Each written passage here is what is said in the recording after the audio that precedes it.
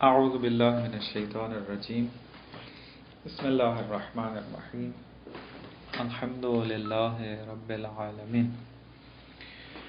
بات ہماری عرض کیا تھا کہ اصل میں تو باب ہادی عشر میں ہے، لیکن مقدماتی بعض ابحاث ذکر کرنا ضروری ہیں اس سے پہلے، لہذا اسی مقدماتی بحث میں ہماری گفتگو چل رہی ہے۔ اب تک جو اپنی خدمت میں عرض کیا وہ معتزلہ کے بارے میں تھا کہ معتزلہ کسے کہتے ہیں، ان کے بعض عقائد کیا ہیں، اس کے اوپر تھوڑی روشنی ڈالی۔ آج جو آپ کی خدمت میں مذہب ذکر کرنا ہے وہ ہے مذہب اشعریہ، اشاعرہ۔ اشاعرہ کون ہیں، اس کا مؤسس کون ہے اور ان کے عقائد کیا ہیں۔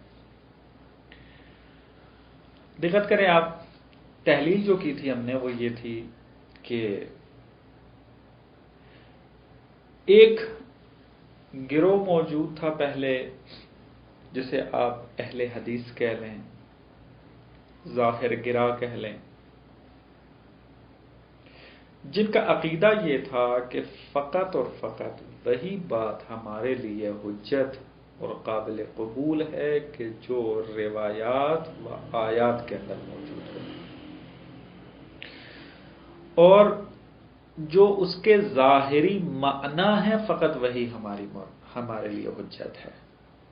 مثلا اگر قرآن کے اندر آیا ہے ید اللہ فوق ایدیہم، خداوند متعال کا ہاتھ ہے آپ لوگوں کے سروں پر، تو اب اس آیت کا جو ظہور ابتدائی ہے وہ ہے کہ خدا ہاتھ رکھتا ہے،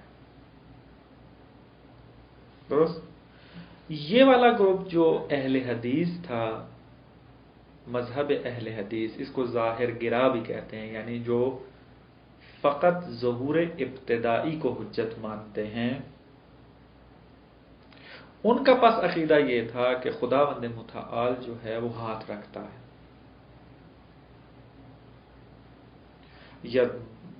بل یداہ مبسوطتان، پس خدا کے دو ہاتھ ہیں، کیونکہ کہا ہے بل یداہ مبسوطتان، خدا کے دونوں ہاتھ کیا ہیں، کھلے ہیں۔ تو اب جب یدا کا لفظ استعمال ہوا یعنی خدا دو ہاتھ رکھتا ہے۔ اس کے مقابل میں پھر جو نظریہ نکلا معتزلہ کا، کہ جس کا قائل کون تھا، مؤسس کون تھا، واصل ابن عطا۔ اس نے جب جدائی اختیار کی،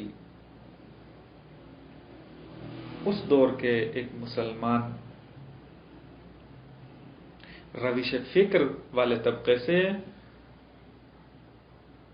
اس نے اپنے عقائد باز تاسیس کی، جس کے اوپر ہم نے تفصیلاً یا مختصر آپ کی خدمت میں عرض ہوا ہے۔ معتزلہ روش کے اعتبار سے عقل گرا ہیں، ریشنلزم ہے، یعنی عقل کو بہت زیادہ اہمیت دیتے ہیں۔ یعنی معتزلہ اگر کہتے ہیں کہ ید اللہ فوق ایدیہم، اس کا ظاہری معنی درست ہے کہ یہ بنتا ہے خدا کا ہاتھ ہے، کیونکہ ید اللہ کا لفظ استعمال ہوا ہے، لیکن ادلہ عقلیہ یہ کہتی ہیں کہ خداوند متعال جسم نہیں رکھ سکتا۔ پس عقل کہہ رہی ہے کہ خدا جسم نہیں ہے، لیکن ظاہر قرآن یہ کہہ رہا ہے کہ خدا اعضاء رکھتا ہے، خدا کے ہاتھ ہیں، خدا کی ٹانگ ہے، ساق کا لفظ بھی استعمال ہوا ہے قرآن کے اندر۔ معتزلہ یہ قائل تھے کہ پس ادلہ عقلیہ حاکم ہیں کس کے اوپر، ظواہر قرآن پر، یعنی ہم تعویل کریں گے ظواہر قرآن میں، ہم قرآن کے ظاہری معنی کو مراد نہیں لیں۔ جی ظاہر حجت ہے، لیکن حجت اس کی جو ہے وہ مشروط ہے، مطلق حجت نہیں ہے۔ اہل حدیث اور معتزلہ کے درمیان یہی فرق تھا۔ اہل حدیث قائل ہیں کہ قرآن کے ظواہر کی حجیت کو کوئی بھی ختم نہیں کر سکتا، اس کی حجیت جو ہے وہ مقید نہیں ہو سکتی، ہمیشہ جو ہے وہ ظاہر قرآن و ظاہر دین جو ہے وہ حجت ہے۔ لیکن معتزلہ آ کر قائل ہوئے کہ نہ، جو چیز دلیل عقلی کے ذریعے ثابت ہو جائے نقل پر وہ مقدم ہے، نقل کی بات نہیں ہم مانیں گے، ہم کس کی بات مانیں گے؟ عقل کی بات مانیں گے۔ جس طرح کی مثال دی آپ کو کہ ید اللہ فوق ایدیہم میں بل یداہ مبسوطتان میں، ظاہر قرآن یہ کہہ رہا ہے کہ خدا ہاتھ رکھتا ہے، لیکن دلیل عقل یہ کہہ رہی ہے کہ خدا ہاتھ نہیں رکھ سکتا۔ معتزلہ کا مبنی یہ تھا کہ چونکہ دلیل عقلی مقدم ہے نقل کے اوپر، تو لہذا ہم اس ظاہر کے اندر تعویل کریں گے۔ کیا تعویل کریں گے؟ مثلا مختلف تعویلیں اس کی کی جا سکتی ہیں۔ ایک تعویل اس کی یہ ید اللہ فوق ایدیہم سے مراد کیا ہے؟ قدرت خداوند ہے، کہ قدرت خداوند تم سے زیادہ ہے۔ درست؟ یہ معتزلہ قائل تھے۔ پس معتزلہ عقل گرا تھے، عقل کو مقدم مانتے تھے نقل کے اوپر، اور اہل حدیث نقل گرا تھے، وہ نقل کو ہر چیز پر مقدم مانتے تھے، کسی بھی اور چیز کی نقل کی طرح کی حجیت کے قائل نہیں تھے، اور عقل کو تو وہ اصلاً ہی نہیں مانتے تھے، فقط نقل۔ جو روایت کہے گی ہم وہ مانیں گے، جو آیت کہے گی وہ مانیں گے، اور کون سی بات مانیں گے ان کی؟ کہ جو ظاہر ابتدائی ہو، اس کے اندر کسی قسم کی تعویل کرنا جائز نہیں ہے۔ یہ دو فکریں چل رہی تھی۔ معتزلہ کو حکومت کا سہارا ملا، مثلا کس نے ہاتھ دیا؟ ہارون نے، مامون نے دیا، متوکل نے دیا، واسق نے دیا، اس نے سہارا دیا، یہ تین بادشاہوں نے۔ کون سے تھے؟ متوکل نہیں تھا، متوکل تو مخالف تھا، معتصم۔ متوکل کے بعد یہ جب ان کو سہارا ملا تو یہ پروان چڑھا فرقہ معتزلہ کا۔ لیکن جب متوکل آیا تو اس نے اہل حدیث کا ساتھ دیا، تو لہذا اہل حدیث پھر کیا ہوا؟ پروان چڑھا۔ معتزلہ جو ہے وہ ختم ہو گئے، چونکہ حکومت کا ساتھ ختم ہو گیا، اور اہل حدیث نے ان کا مقابلہ کرنا شروع کر دیا۔ درست؟ یہ سلسلہ جو ہے وہ قرن چہارم تک چلتا رہا۔ قرن چہارم کے اندر ایک شخصیت آئی جس کا نام تھا ابو الحسن علی بن اسماعیل اشعری، کہ جو 260 میں پیدا ہوا بصرہ کے اندر، اور وفات میں اختلاف ہے، بعض کہتے ہیں کہ 324 میں فوت ہوا، بعض کہتے ہیں کہ 330 میں فوت ہوا، اور وفات اس کی بغداد میں ہے۔ کیا نام تھا؟ ابو الحسن اشعری آپ لکھ لیں، پورا نام اس کا ہے ابو الحسن علی بن اسماعیل اشعری، معروف ہے ابو الحسن اشعری کے ساتھ۔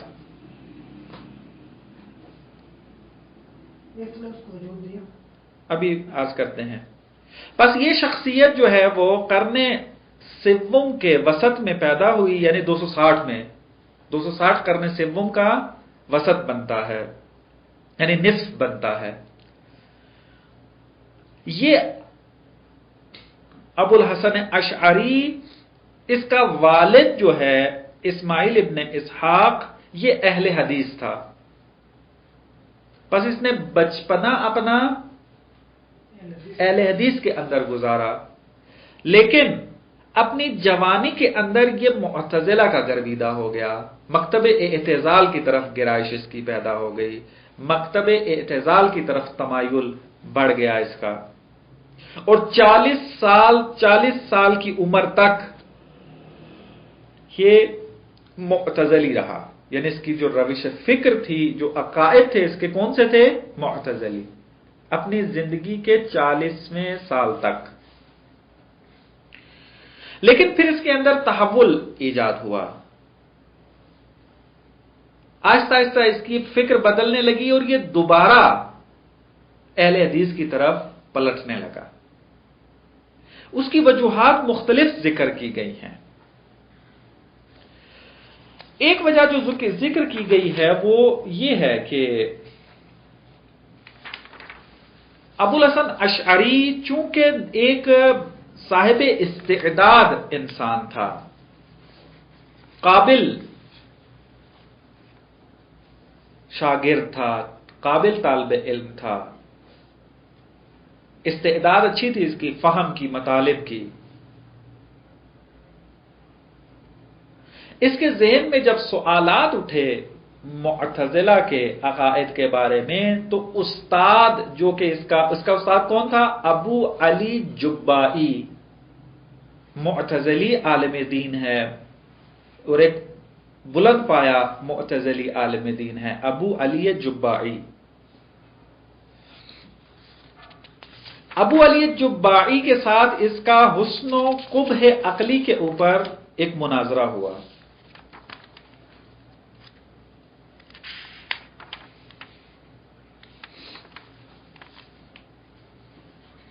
حسن و قبح عقلی کے اندر جب اس کا مناظرہ ہوا تو اس مناظرے میں ابو علی جبائی اس کو قانع نہیں کر سکا۔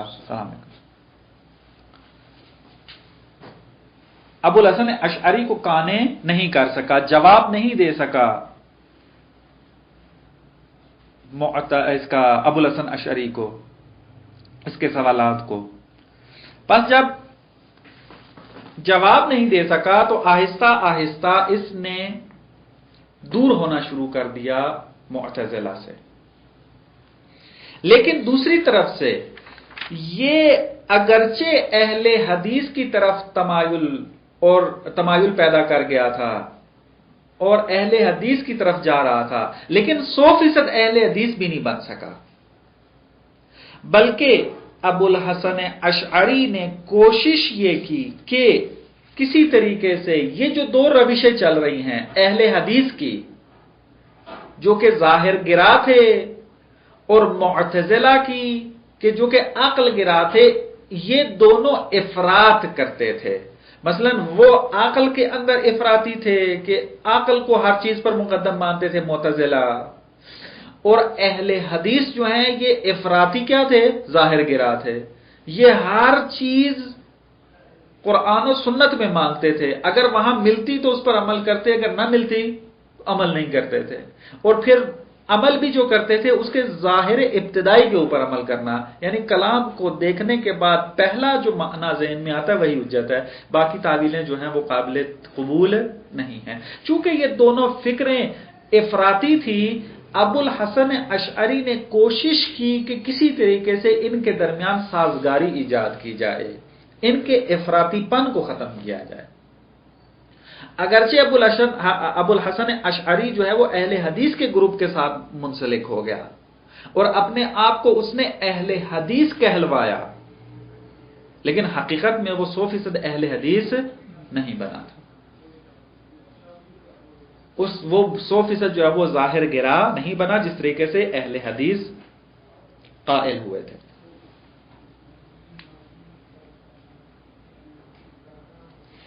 خوب، نتیجہ کیا نکلا؟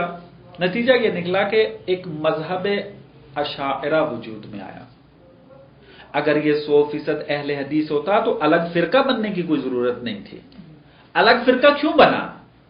اس کی وجہ یہ تھی کہ اس کی روش، اس کے عقائد وہ نہیں تھے کہ جو اس دور میں معتزلہ کے یا اہل حدیث کے تھے۔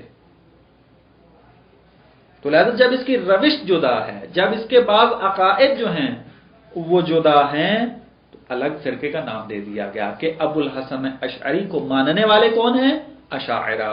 اب اس کا نام چونکہ اشعری، اس کا جو فامل نیم تھا وہ اشعری تھا، لہذا اشاعرہ اس کے پیروکاروں کو کہا جانے لگا۔ پس ابو الحسن اشعری کے پیروکاروں کو کہا جاتا ہے کہ یہ اشاعرہ ہیں۔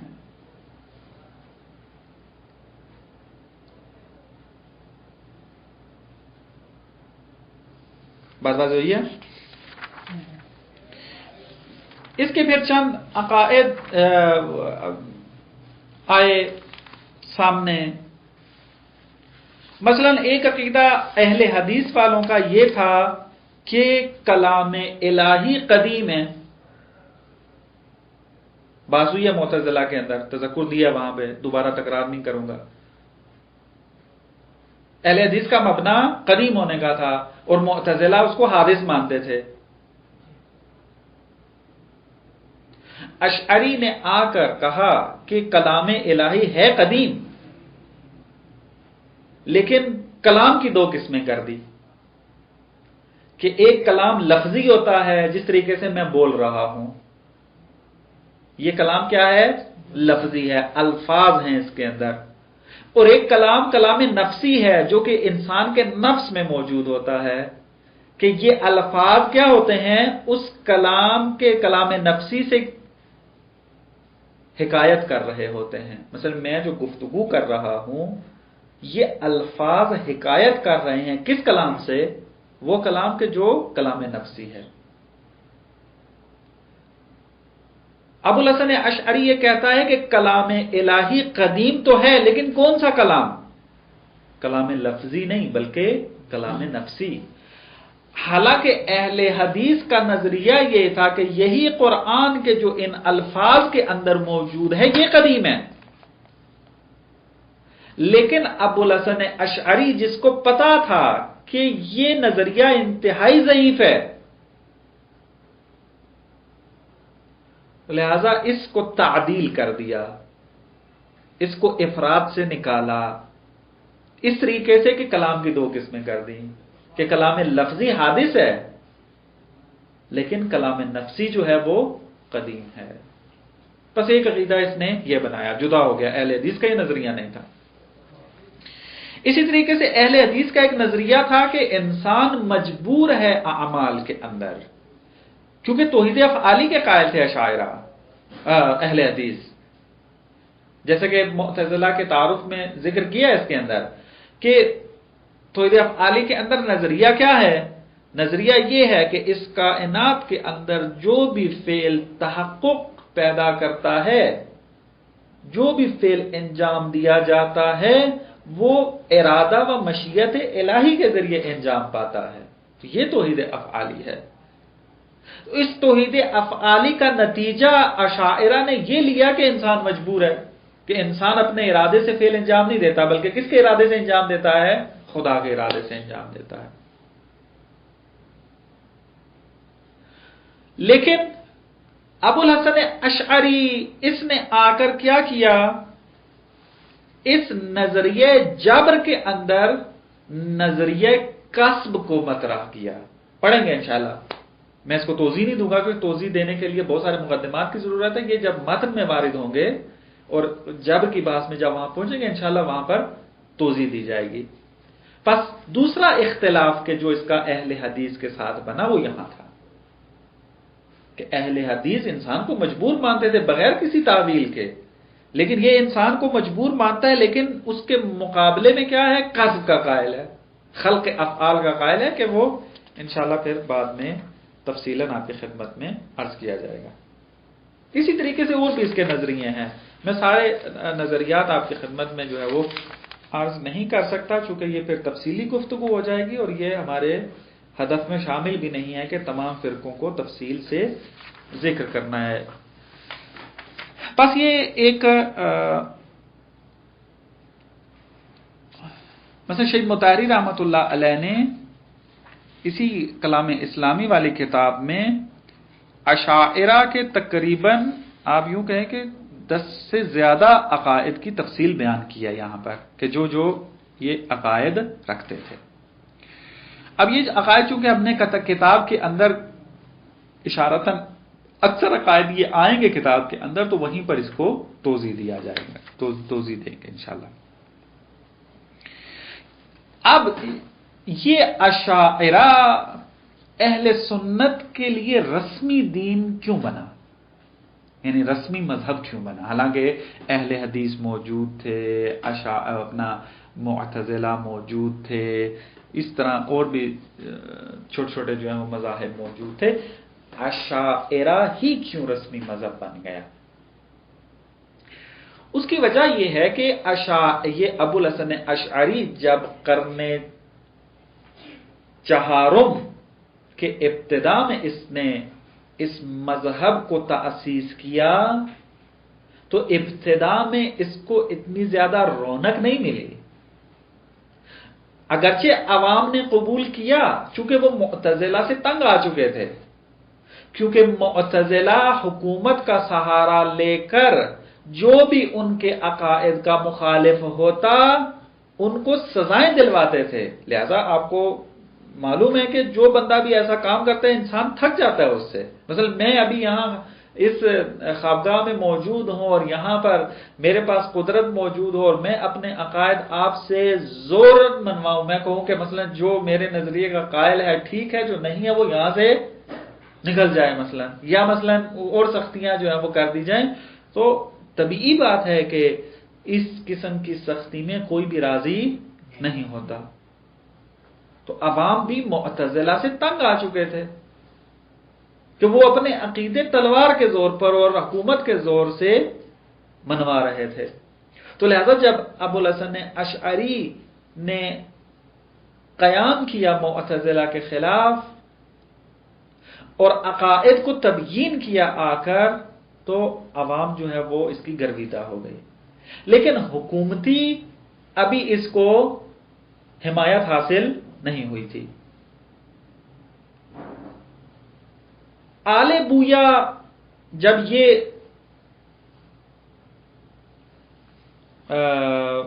ظہور کیا اس نے مکتب اشعری نے، تو اس وقت تقریباً آل بویا کی حکومت تھی۔ آل بویا کی حکومت جو تھی وہ عقل گرا تھی، آل بویا شیعہ تھے، تو انہوں نے شیعہ کو حمایت کیا، اور معتزلہ چونکہ عقل گرائی میں تشیع کے قریب تھے، لہذا معتزلہ بھی ان کی مورد حمایت تھے۔ آل بویا کی حکومت تھی، شیخ صدوق علیہ رحمہ اور یہ بزرگان جو ہیں تقریباً آل بویا کی حکومت میں وقت گزارا ہے انہوں نے۔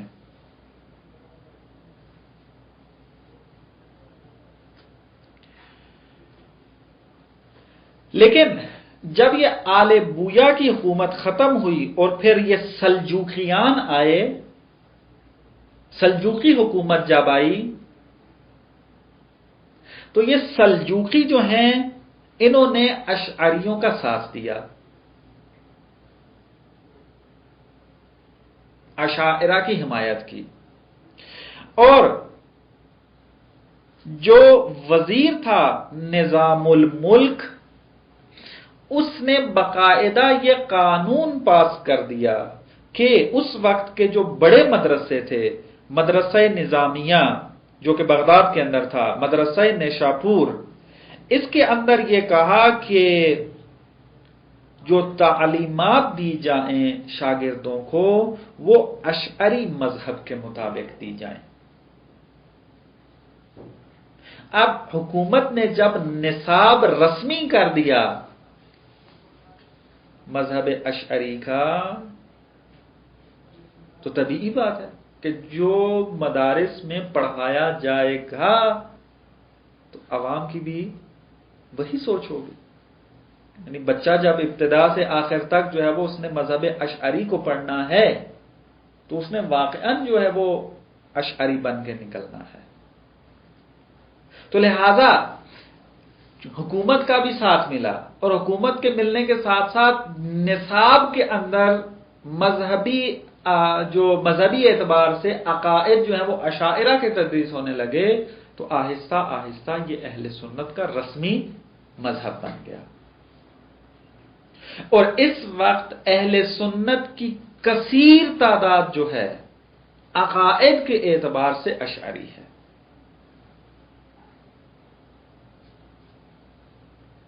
یعنی اگر کوئی آپ سے پوچھے اہل سنت عقائدی اعتبار سے کس کے قائل ہیں، تو اکثر جو ہیں وہ اشعری ہیں، اشاعرہ سے تعلق رکھتے ہیں۔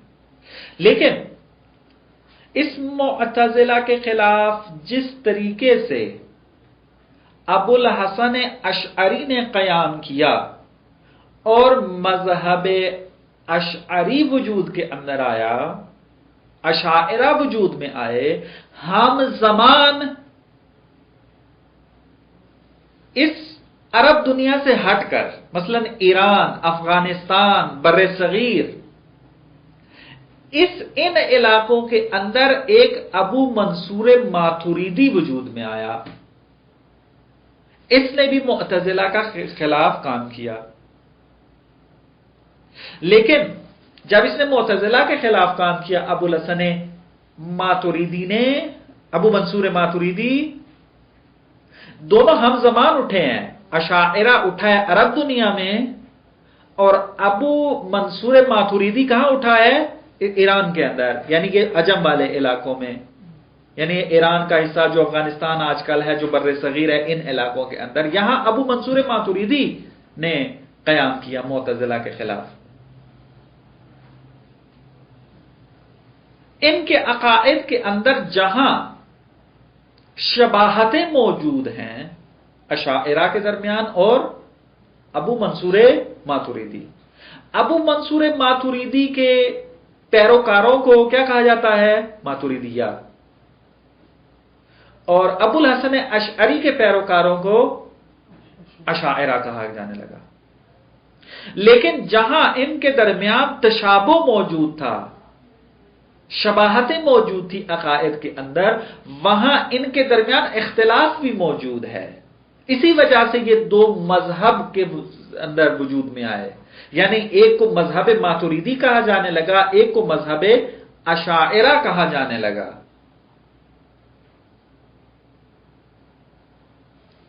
اور یہ جو مذہب ماتوریدی ہے، یہ اشاعرہ سے کچھ عقل گراتر ہے. یعنی آپ جو دیکھیں، دقت کریں تھوڑا سا، اہل حدیث کلن عقل کو نہیں مانتے تھے، رد کرتے تھے عقل کو اہل حدیث. معتزلہ عقل کو اتنا مانتے تھے کہ بعض اوقات نقل کے اوپر اس کو مقدم کر دیتے تھے، قطعی نقل کے اوپر بھی. عقل گرا افراطی جسے کہتے ہیں، یعنی عقل کی حجیت کے زیادہ قائل تھے. بیچ میں کون آیا؟ ابو الحسن اشعری. انہوں نے کیا کیا؟ اس نے آ کر اہل حدیث کا ساتھ دیا، لیکن اہل حدیث میں ہوتے ہوئے عقل کو بھی کسی حد تک اپنے مذہب میں شامل کیا. 100% عقل کا مخالف نہیں بنا. بس اسی وجہ سے یہ جدا مذہب بنا. درست؟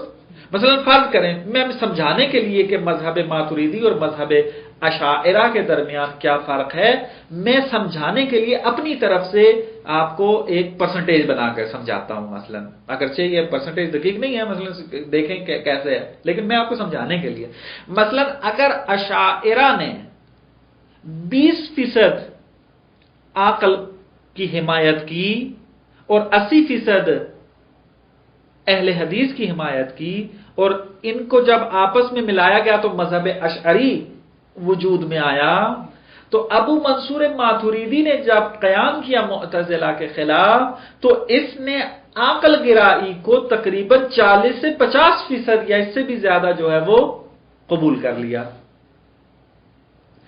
معتزلہ کے خلاف تھا کیونکہ وہ عقل کو بہت زیادہ اہمیت دیتے تھے. یہ اس طریقے کا مخالف، اس طریقے کا قائل نہیں تھا، لیکن عقل گرا تھا، عقل کو مقدم مانتا تھا بعض جگہ کے اوپر. ابو منصور ماتوریدی، ابو منصور ماتوریدی عقل گراتر تھا. کس سے؟ اشعری سے. نہ اشعری سے، اہل حدیث تو عقل کو نہیں مانتے. ابھی بات چل رہی ہے کہ اشاعرہ اور ماتوریدیہ کے درمیان کیا فرق ہے. درست ہے؟ اشاعرہ نے عقل کو قبول کیا لیکن انتہائی کم صورت میں، لیکن مانا اہل حدیث کی طرح نہیں بنے. اہل حدیث کو کلن نہیں مانتے تھے. ماتوریدی نے معتزلہ کی مخالفت تو کی لیکن عقل گرائی کو قبول کیا، لیکن کتنا قبول کیا؟ اشاعرہ سے تھوڑا زیادہ قبول کیا. اشاعرہ اگر فرض کریں 20% قبول کر رہے تھے تو یہ 50% تک پہنچے. اسی وجہ سے یہ مذہب ماتوریدی جدا بنا. والا ایک جیسے اگر ہوتے تو مذہب الگ بننے کی ضرورت نہیں تھی. پرواز ہوئی ہے. بس یہ تھوڑا سا ہم زمان یہ کام ہوا. ابو منصور ماتوریدی بھی اسی زمانے میں تھا، ابو الحسن اشعری بھی اسی زمانے میں. دونوں مل کر معتزلہ کے خلاف قیام کر رہے تھے، لیکن ان کے علاقے جدا جدا تھے. ایک جو تھا وہ مثلا یہی بغداد ہو، ان چیزوں کے اندر، بصرہ، ان کے اندر بیٹھ کر اپنی اصلاحی تحریک چلا رہا تھا، اور ماتوریدی جو ہے وہ سمرقند کے اندر بیٹھ کر اور عجم علاقوں میں بیٹھ کر جو ہے وہ اپنی اصلاحی تحریک چلا رہا تھا. آپس میں ان کا کوئی ربط نہیں تھا. اسی وجہ سے آپ دیکھیں کہ اہل سنت کے جو عرب دنیا کے ہیں وہ اشاعرہ ہیں، لیکن جو عجم دنیا کے ہیں وہ ماتوریدی ہیں. ہمارے پاکستان کی اکثریت اہل سنت ماتوریدی ہے، ایران کی اکثریت اہل سنت ماتوریدی ہے، اسی طریقے کا افغانستان. لیکن اس سے آپ اس طرف چلے جائیں، عراق و مصر و مثلا آپ کیا نام ہے سعودیہ، جہاں بھی مثلا اہل سنت موجود ہیں، ان کو عقائدی اعتبار سے اگر آپ دیکھنا چاہیں گے وہ اشاعرہ ہیں، اشعری ہیں. پس عقائدی اعتبار سے اہل سنت کے دو قسمیں ہیں، ماتوریدیے اور اشاعرے. فرق ان کے درمیان ہے، اس پہ میں نے بحث نہیں کی، فقط ایک عقل گرائی کے اعتبار سے توضیح دیا آپ کو. معتزلہ تقریباً ختم ہو گئے تھے اپنے اس دور کے اندر ہی، جب حکومت کا ساتھ چھوٹ گیا اور حکومت نے دوسرے مذاہب کی حمایت کرنا شروع کر دی اور خصوصاً اشاعرہ کی زیادہ حمایت کی، تو معتزلہ جو ہے آہستہ آہستہ ختم ہو گئے. اور آج معتزلہ کا فقط نام باقی ہے، معتزلہ کے پیروکار موجود نہیں ہیں، لیکن اشعری اور ماتوریدی موجود ہیں. یہ دونوں اہل سنت ہیں، دونوں کے عقائد تقریباً ایک جیسے ہیں. روش کے اندر جو ہے ان کے درمیان اختلاف ہے، جیسا کہ عرض کیا ہے، مختصراً آپ کو عرض کر دیا. باقی آپ خود کتابوں کی طرف جب آپ رجوع کریں گے تو تفصیلی مطالب آپ کو وہاں مل جائیں گے. بس مطلب واضح ہو گیا اشاعرہ کسے کہتے ہیں، اشاعرہ کا مؤسس کون ہے، اور اجمالاً ان کے عقائد کیا ہیں. شیخ مطہری نے ایک پوری فہرست ان کے عقائد کی لکھی ہے کہ آپ خود اس کا مطالعہ کریں گے. اور ماتوریدی کا انہوں نے، شیخ مطہری نے ذکر نہیں کیا، میں نے اس لیے ذکر کیا چونکہ ہم ایسے علاقے میں زندگی گزار رہے ہیں کہ جہاں پر اہل سنت عقائدی اعتبار سے اشعری نہیں ہیں بلکہ ماتوریدی ہیں. اسی وجہ سے تھوڑا ماتوریدی کا تذکر دیا اور کہا کہ مذہب ماتوریدی کیا ہے، اور ایک اجمالی طور پر اس کا فرق بھی آپ کے خدمت میں عرض کر دیا. اس کے علاوہ بھی اور بھی بحثیں اگر کرنے پہ آئیں تو بہت زیادہ بحثیں ہیں. مثلا جو اشعری متکلمین ہیں بڑے، ان کے کیا کیا نام ہیں. مثلا قاضی ابو البکر باقلانی ایک بہت بڑا متکلم اہل سنت کا اشعری گزر کے گیا ہے. ابو اسحاق اسفارینی بہت بڑا ایک متکلم ہے اشعری کا. عبد الملک جوینی جس کو امام الحرمین کہتے ہیں، یہ بہت بڑا اشعری متکلم گزر کے گیا ہے. امام محمد غزالی صاحب احیاء العلوم، یہ بھی اشعری ہے. یہ فخر الدین رازی، یہ بھی اشعری ہے. مثلا بہت عبد الکریم شہرستانی اشعری ہے. عاض الدین ایجی اشعری ہے. سعد الدین تفتازانی مختصر المعانی کا مصنف جو ہے وہ یہ بھی اشعری ہے. میر شریف جرجانی کہ جس کی صرف میر اور آپ یہ نحو میر وغیرہ یہ کتابیں پڑھتے ہیں، اور دوسری اور بھی کتابیں ہیں اس کی بہت زیادہ، یہ بھی اشعری ہے. علاء الدین فاضل قوشجی، یہ بھی کیا ہے، اشعری ہے. یعنی بہت بڑے ابھی تک ان کے مفکرین، چونکہ مذہب ان کا یہی ہے، عقیدہ ان کا یہی اشاعرہ کا ہے، تو متکلمین بھی ان کے اسی طریقے سے بڑی شخصیات جو ہیں ان کی آئی ہیں اس میں. پھر یہ کہ خود ایک بات جو اشاعرہ کے اندر موجود ہے وہ یہ کہ ان کے اندر بعض تبدیلیاں بھی آئی ہیں. ایسا نہیں ہے کہ مذہب اشاعرہ جب اصل میں وجود میں آیا تھا تو آج بھی اسی صورت میں موجود ہے، نا، بلکہ عقائد میں فرق آیا ہے. کچھ کیا کیا ہے وہ تفصیلی گفتگو ہے، وہ انشاءاللہ آپ دوستان خود ان کتابوں کی طرف رجوع کریں گے کہ جو تاریخ علم کلام میں لکھی گئی ہے. ہمارا تقریباً یہ شیخ مطہری کی اس کتاب کے مطابق 6 درس جو ہیں وہ ختم ہو جاتے ہیں. اس میں اشاعرہ کی وضاحت انہوں نے بیان کی ہے. اس کے بعد شیخ مطہری رحمۃ اللہ علیہ نے 2 درسوں میں، درس نمبر 7 اور درس نمبر 8 کے اندر شیعہ کا تعارف کروایا ہے، کلام شیعہ کا. میں انشاءاللہ کوشش کروں گا کہ اس کو بیان کریں، اتنی باتیں کہ جو اضافی ہوں گی ہماری باب ہادی عشر سے، کیونکہ جو باتیں عقائد ہم نے باب ہادی عشر میں پڑھنے ہیں وہاں یہ تبیین کرنے کی یہاں ضرورت نہیں ہے، لیکن جو اضافی انہوں نے مطلب بیان کیے ہوں گے ان کو تھوڑا سا تبیین کر دوں گا، اور تاریخ علم کلام کے اعتبار سے ہماری تقریباً ایک بات فقط باقی بچ گئی ہے، اس کو بیان کر دیں گے، پھر انشاءاللہ متن میں وارد ہو جائیں گے۔ یہ تقریباً آپ یوں سمجھیں کہ اگلے 2 یا 3 درسوں کے اندر انشاءاللہ ہماری یہ مقدماتی بات ختم ہو جائے گی، اور بفضل الہی ہم متن باب ہادی عشر میں وارد ہو جائیں گے۔ کتابیں آپ دوستان حتماً جو ہے تہیہ کریں ان دو دنوں کے اندر، چونکہ جب کتاب شروع کریں گے تو اس کا ساتھ ساتھ متن بھی پڑھنا ہے، تو سامنے کتاب ہونی چاہیے، اس میں چاہے تو خریدیں چاہے تو دوستوں سے مانگیں، آپ کے پاس فقط یہی 2 دن ہیں، اس میں آپ اس کو تہیہ کریں۔